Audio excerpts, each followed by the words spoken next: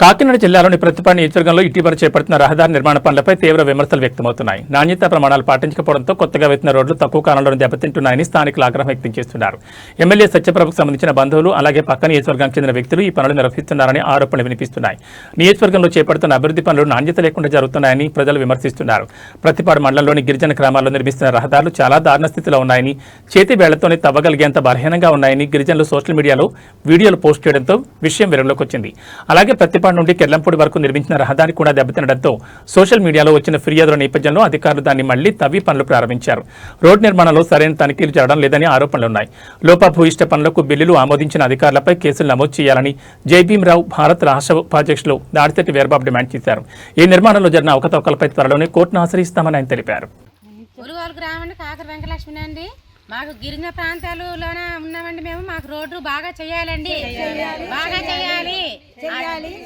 గిరిజనులు అభివృద్ధి చెందాలి, ఆదివాసులు లోటుపాట్లు తీర్చాలి. అధికారులు మాకు రోడ్డు పోతే రోడ్డు రాదు, మళ్ళీ బాగా చేస్తానని మేము అంటున్నాము. రోడ్డు నాణ్యత లేదు, గ్రావెల్ వేయట్లేదు, రోడ్డు పోతే మళ్ళీ రాత లేదు. చెయ్యాలి ఆదివాసులు వర్ధిల్లాలి, చెయ్యాలి. గిరిజనులు అభివృద్ధి చెందాలి, అధికారులు చెయ్యాలి.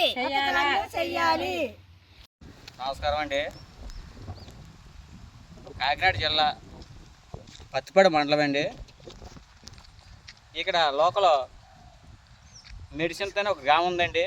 మెడిసిన్తో నుంచి ఉలుగోలకి ఇలాగ మనకి తార్ రోడ్డు ప్యాస్ అయిందండి. పోసి ఎన్నో లేదో అవుతలేదండి, 10 రోజులు అవుతుందండి. జస్ట్ 10 రోజులు అవుతుందండి. ఈ 10 రోజుల్లోని మన ఈ ఉమ్మడిగా మన కూటమి ఈ ప్రభుత్వంలో పోసిన రోడ్డు రండి. ఇది ఒకసారి బాగా చూడండి. ఒకసారి ఇలా చూపించమ్మా, ఒకసారి రోడ్డు ఒక్కసారి ఇలా చూడండి. ఇలా చూడండి. ఇదిగోనండి, ఏం కాదండి. పైన 2 చిన్న పోతండి, అంగుళం కూడా ఉండదండి. ఇది జస్ట్ అలా పెంకులు అలా చేసుకుంటూ పోయింది. ఇది ఒకసారి చూడండి, ఎలా వచ్చేస్తుంది. ఇలా చూడండి. ఇది జస్ట్ 10 రోజులు కూడా పోసి ఉంటారండి ఈ రోడ్డు. ఇంత దారుణం ఏంటండి పవన్ కళ్యాణ్ గారు? ఒకసారి బాగా చూడండి. ఒకసారి లేదా మీ సీఎం గారితో మాట్లాడండి. ఒకసారి బాగా చూడండి. పవన్ కళ్యాణ్ గారు, మేము కోరుకునేది ఏంటంటే, పవన్ కళ్యాణ్ గారు మాకు ప్రతి గ్రామానికి, ప్రతి మండలంలో కూడా, ప్రతి ఎక్కడ గిరిజన ప్రాంతంలో అవ్వచ్చు, ఎక్కడంటే అవ్వచ్చు, ప్రతి దిక్కుని కూడా రోడ్లు పోసారండి. చాలా సంతోషం. మీరు వచ్చిన తర్వాత కూడా ఈ రోడ్లు వేయండి, మాకు చాలా ఆనందంగా ఉంది.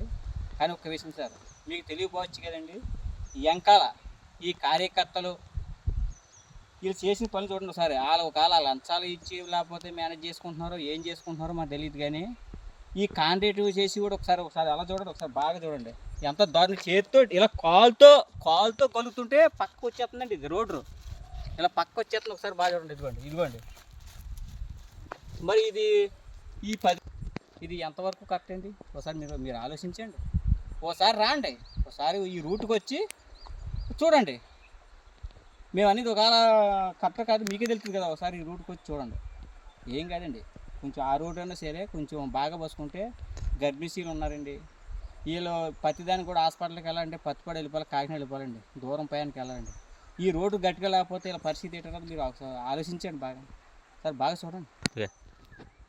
అయ్యా పవన్ కళ్యాణ్ గారు, అయ్యా చంద్రబాబు నాయుడు గారు, ఓసారి ఈ రోడ్డు కోసం బాగా కొంచెం చూడవలసిందిగా కోరుకుంటున్నామండి.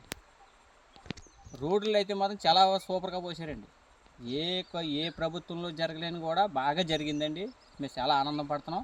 కానీ ఎంత ఈ డెలికేట్ రోడ్లు మాత్రం వద్దండి. ఏంటంటే ఇలాగా మన కాంతి మీద బొమ్మ గీసి చెరిగిపోయేలాగా ఉండకూడదండి. వేసేవంటే ఒక 10 సంవత్సరాల క్రితం వరకు కూడా మనం చెప్పుకోవాలండి. మన ప్రభుత్వం కోసం మనం మాట్లాడుకోవాలండి. అంత 2 రోజుల్లో చెప్పేసుకుని 3వ రోజు సరిపేసుకుని ఇలాగ ఉండకూడదండి. దీనికోసం బాగా కొంచెం ఆలోచించి ఆ పోసిన ఆ కాంట్రాక్ట్ ఎవడో కానీ ఆయన తీసుకొచ్చి కొంచెం బాగా పోయమని చెప్పండి. అంతేనండి, మాకేం కోరుకునేది లేదు. నమస్కారం అండి.